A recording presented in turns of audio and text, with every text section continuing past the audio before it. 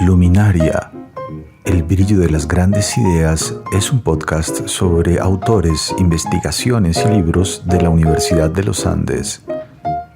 Lo mejor de la academia en 15 minutos de charla. Conduce Josefina Marambio.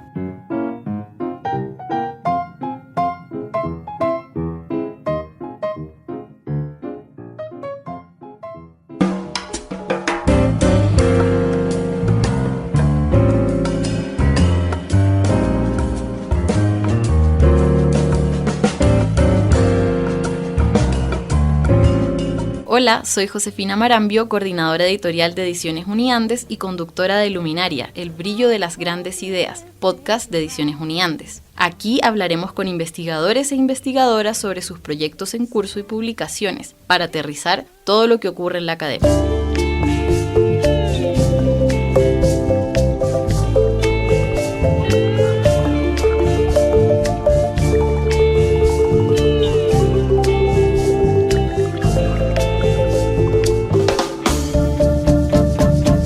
En los últimos 10 años, la cantidad de hectáreas con cultivos de coca en Colombia se ha triplicado, lo que nos lleva a pensar que las estrategias antinarcóticos del país no están funcionando. A esto se suma que los acuerdos de paz no nos han llevado a una disminución de los cultivos. Por el contrario, estos aumentaron significativamente. Incluso hay estudios que indican que cuando se anunciaron los municipios que serían beneficiarios del Programa Nacional Integral de Sustitución de Cultivos Ilícitos, hubo un aumento promedio de 1.097 hectáreas de cultivos de hoja de coca en estos lugares. Este panorama nos lleva a preguntarnos cuál es la verdadera relación entre el número de hectáreas de los cultivos de coca y el narcotráfico, a intentar diferenciar la planta de la droga y tratar de entender qué pasa con la presencia o ausencia del Estado en estos territorios en conflicto.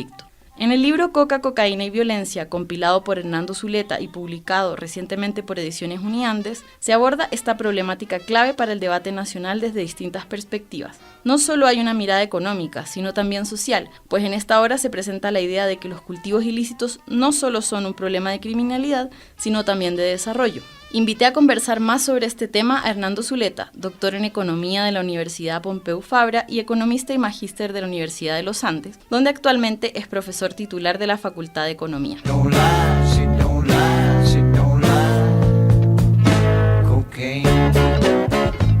Hola Hernando, gracias por acompañarnos en Luminaria. Bienvenido. Hola, muchas gracias y muchas gracias por la invitación también. Para comenzar, empecemos por el tema importante que se desarrolla aquí en este libro. ¿Por qué los cultivos ilícitos no solamente son un problema de criminalidad, sino también de desarrollo? Bueno, si uno mira geografía nacional, uno lo que ve es que los municipios donde hay cultivos de coca son municipios con bajos niveles de desarrollo institucional, con altos niveles de pobreza. En general, los cultivos están ubicados en zonas rurales dispersas. En fin, casi todos los indicadores sociales son peores en zonas de cultivos que en el resto del país. Más aún, son peores en zonas de cultivos que en el resto de zonas rurales. Entonces, evidentemente hay un problema de dificultad de generación de ingresos en las zonas de cultivos. Y en ese sentido, ahí vemos un problema de desarrollo, un problema social. Hernando, hay una sensación de que las estrategias de erradicación de cultivos de coca no han dado los resultados esperados. Ni la aspersión aérea con el polémico glifosato, ni la erradicación manual forzada, ni la sustitución voluntaria de cultivos. En el libro se da cuenta de varios ejemplos y no sé, ¿qué es lo que no está funcionando? Bueno,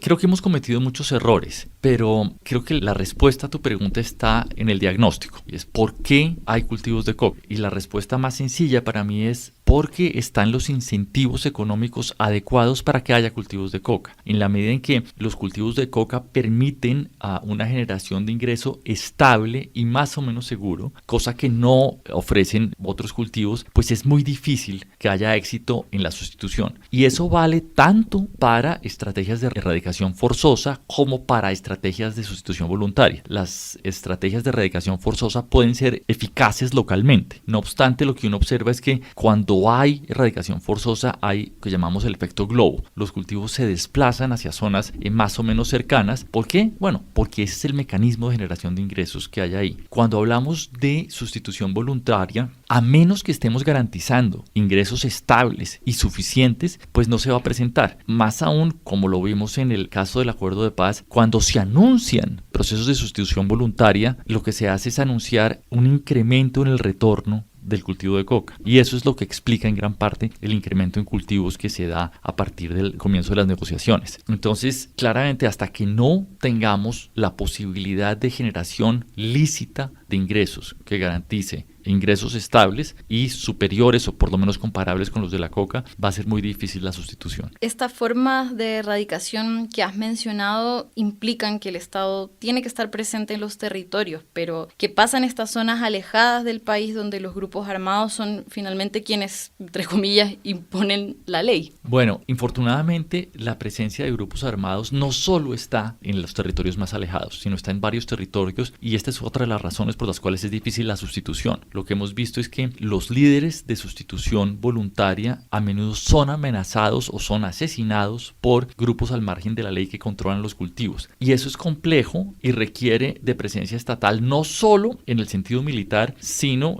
instituciones de seguridad y justicia y en general, institucionalidad. Y por supuesto, tenemos un Estado que tiene límites en la provisión de bienes públicos, incluidos los servicios de justicia. Si uno mira nuevamente los municipios cocaleros, ve que en muchos de ellos el recaudo tributario municipal es muy inferior al valor de la hoja de coca que está sembrada en ese municipio. Entonces, la posibilidad que tiene la institucionalidad legal para ofrecer soluciones es mínima comparada con las posibilidades del negocio del narcotráfico en esas zonas. Y bueno, ahí hay otro reto gigantesco. Para finalizar, Hernando, ¿podrías contarnos cuáles son las propuestas que presentan los autores del libro para dar un giro a las iniciativas del Estado desarrolladas hasta ahora para combatir los cultivos de coca y el narcotráfico? Bueno, hay propuestas en diferentes direcciones. Una de las propuestas implícitas es tratar de atacar eslabones de la cadena de valor del narcotráfico más poderosas que el cultivo. A esto me refiero con incautaciones, control de lavado de activos, etc. Y por el lado de sustitución voluntaria,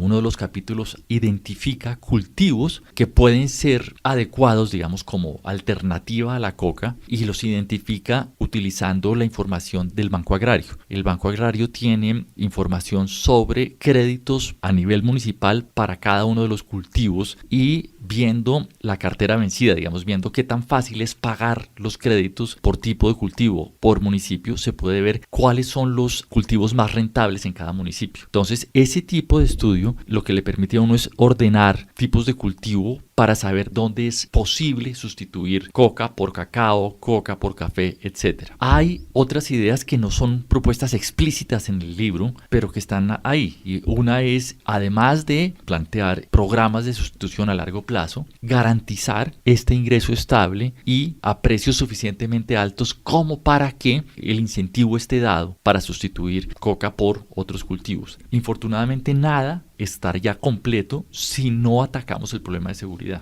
Y con esto me refiero a asesinatos de líderes de sustitución, a la coerción que pueden ejercer grupos al margen de la ley para impedir la sustitución. Definitivamente es un tema que el país tiene que seguir abordando y trabajando, y pues creo que coca, cocaína y violencia viene a aportar mucho en este debate nacional. Hernando, muchas gracias por acompañarnos. Ha sido un placer tenerte aquí en Luminaria. Pueden encontrar el libro en las principales librerías de Bogotá y el país. Además, está disponible en la tienda Uniandes, y para quienes prefieran leer en digital, pueden comprar el ebook en ediciones.uniandes.edu.co. En nuestros principales puntos de venta también está circulando de forma gratuita nuestra Gaceta de Cultura y Novedades Editoriales, Luminaria, el brillo de las grandes ideas. Los invitamos también a seguir esta conversación en nuestras redes sociales. En Facebook e Instagram nos encuentran como ediciones.uniandes y en Twitter como ed_uniandes. Muchas gracias, Hernando. Gracias a ti. Hasta pronto. Hasta Chao. pronto.